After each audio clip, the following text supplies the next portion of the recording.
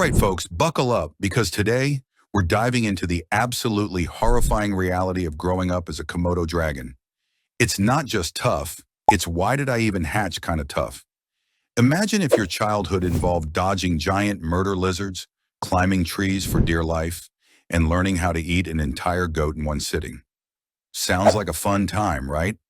Wrong. Our story begins inside an egg, in a cozy underground nest. Seems safe, right? Wrong again. Because the second this little dude hatches, his first challenge begins.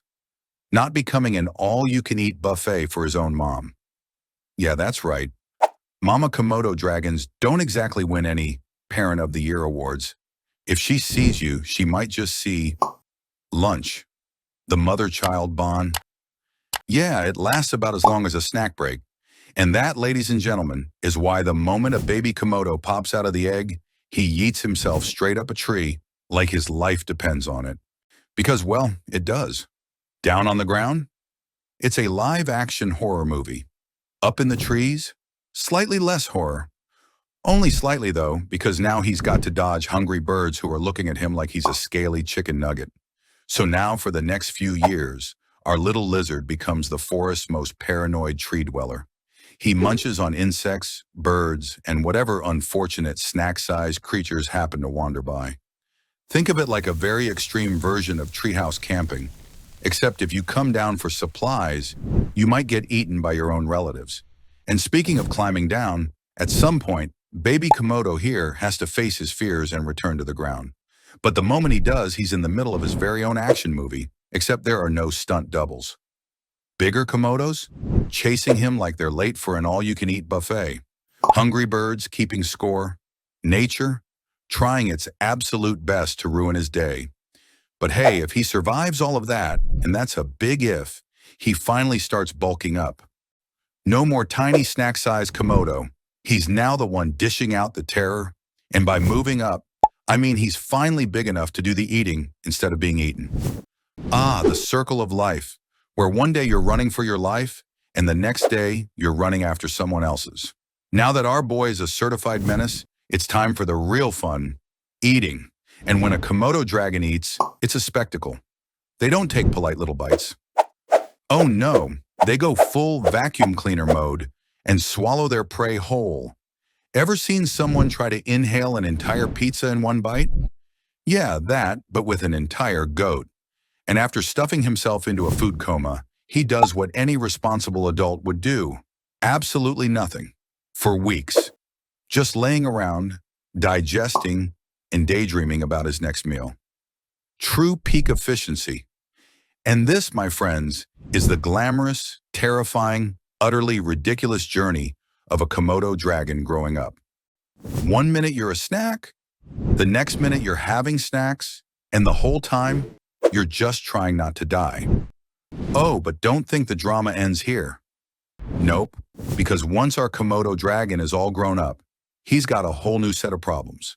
Stay tuned because things are about to get even wilder.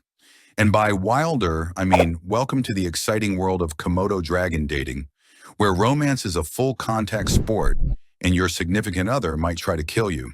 It's not exactly candlelit dinners and long walks on the beach. Nope. It's more like tail whipping, body slamming, and chasing your potential mate like you're both in an Olympic wrestling match. Because nothing says, I love you, like aggressively shoving your crush into a pile of dirt. If our boy wants to find a lady, he's got to prove he's the alpha. And how do Komodo dragons do that? Simple. They fight, like full-on WWE-style smackdowns. Picture two massive armored lizards trying to powerbomb each other into the ground, while a bunch of other lizards stand around watching like it's the most exciting thing they've seen all week. The winner gets the girl. The loser gets nothing. Maybe a sore back. Definitely some hurt feelings. But zero romance. If our hero actually manages to impress a lady without getting knocked out first, congrats. He's officially found a partner. But hold on, because just when you thought things were getting romantic, she lays her eggs and immediately wants nothing to do with him.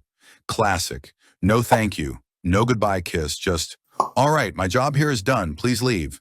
And he does. Now our Komodo dragon is back to his usual routine, eating, digesting, and occasionally picking fights just because he can.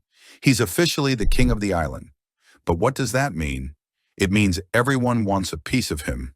Young Komodos challenging him, rival dragons trying to take his territory, tourists filming him like he's a Hollywood celebrity. It's exhausting. But our boy doesn't care. He's been through it all.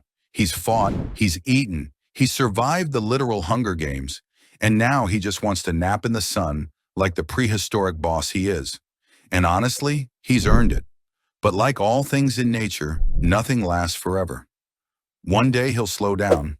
Another dragon, younger and stronger, will come along and take his place. And just like that, the king will fade into the background. No grand exit, no dramatic farewell, just a quiet, dignified stroll into the sunset. Or, a really long nap that he just never wakes up from. And that's the story of life as a Komodo dragon. Brutal, ridiculous, a little bit gross, but undeniably epic. If you made it this far, you have to hit that like button because, let's be real, our boy went through a lot, and he deserves some respect. And while you're at it, drop a comment. What's the wildest part of Komodo dragon life that shocked you the most? Let's get talking. See you next time. Oh, and don't forget, if you ever visit Komodo Island, maybe, just maybe, don't look like a snack. Just saying.